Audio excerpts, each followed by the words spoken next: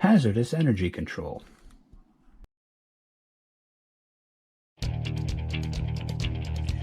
Learning objectives. Oh, no, no, no, no, no. I'm not doing that again. Learning objectives. State the purpose of the Hazardous Energy Control Program at TRF. Give examples of types of hazardous energy. Identify a lockout device. Describe TAGS Plus. The purpose of hazardous energy control. Protect employees from the accidental discharge of hazardous energy during the maintenance of machinery, equipment, or systems. Examples of hazardous energy: mechanical energy, pneumatic energy, hydraulic energy, electrical energy, chemical energy, and thermal energy. Lockout device. When a red lock is used for hazardous energy control, it is referred to as a lockout. It is positioned to hold the energy isolating device in a safe or off position. Red locks at TRF are not to be used for any other purpose than hazardous energy control. Red locks may only be installed by trained authorized employees. This presentation does not qualify you to hang red locks. Red locks are never to be tampered with by anyone other than the authorized employee who installed them. TAGS Plus. Less commonly, red and white striped tags are used for energy control. A tag is only used shoreside if a lock cannot be used to secure the isolation point. This method requires at least one additional safety measure and is referred to as TAGS Plus. Examples of additional safety measures include removing an isolating circuit element, bleeding lines, removing a valve handle, or wiring it in place. Tags can only be installed by trained authorized employees. This presentation does not qualify you to hang tags. Tags are never to be tampered with by anyone other than the authorized employee who installed them. Hearing conservation safety training. Learning objectives. Describe consequences of hearing loss. Describe risk of hearing loss. Describe care and maintenance of hearing protection devices. Consequence of hearing loss. Hearing loss decreases your situational awareness, localize, identify, and ability to respond quickly and appropriately. Hearing is necessary for teamwork and training. Crucial for forming relationships, connecting with friends and family, and participating in life. Alarm clocks, cell phones, media, sports events, karaoke, community activities, and such. Sources of hearing loss. Sounds are pressure waves. The louder the sound and the longer the exposure to that sound, the greater the risk of damage. Sound pressure waves are not created equal. Ship noise, gunshots, intensity and duration of the noise determine the risk. Hearing protection care and maintenance. Noise muffs. Wipe down ear cups with alcohol-free cloth. Check for ear cup defects and deformities. Replace cushions when cracked or broken. Modification of muffs is prohibited. Hand-formed earplugs, made for one-time use. Avoid inserting within soiled hands. Never use if contaminated with metal filings or corrosives. Hazard communication training.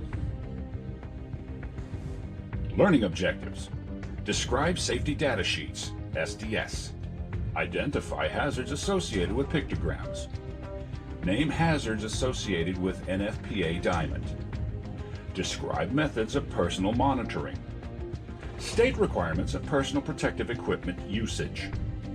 State correct reaction to spills. Safety data sheets.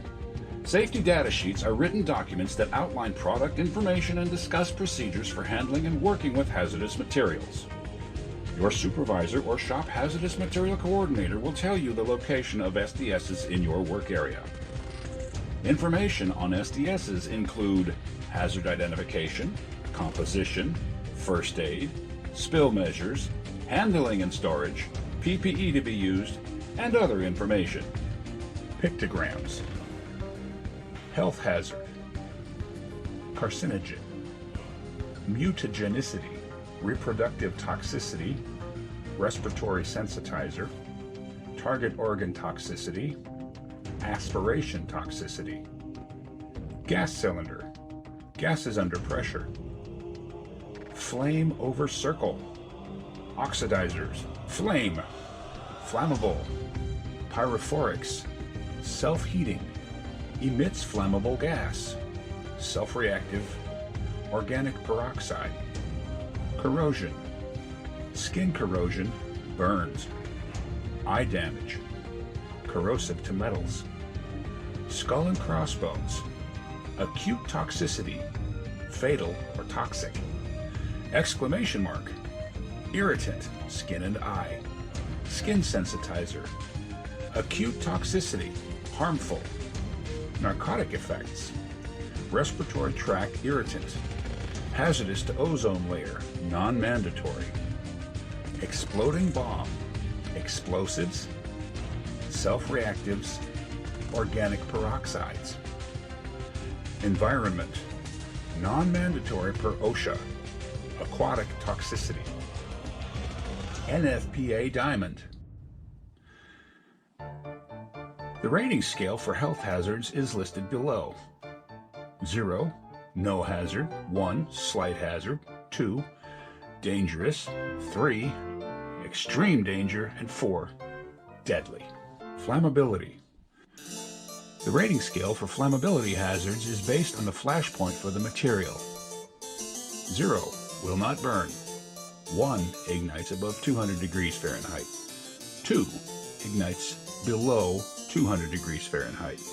3, ignites below 100 degrees Fahrenheit. 4, ignites below 73 degrees Fahrenheit. Reactivity. The hazard class is colored yellow.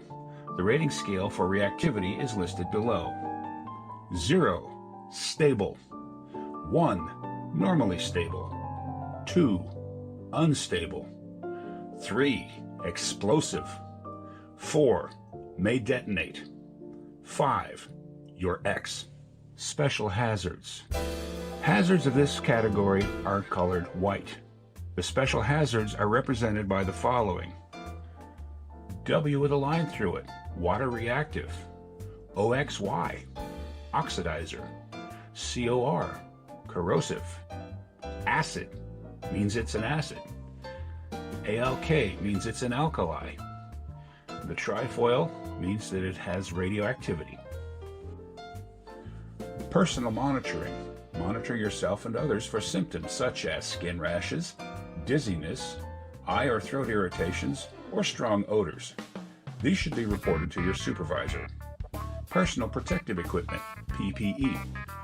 Follow the SDS requirements and any additional shop or code requirements for PPE when using hazardous materials. Always wear at least the minimum prescribed personal protective equipment for your job.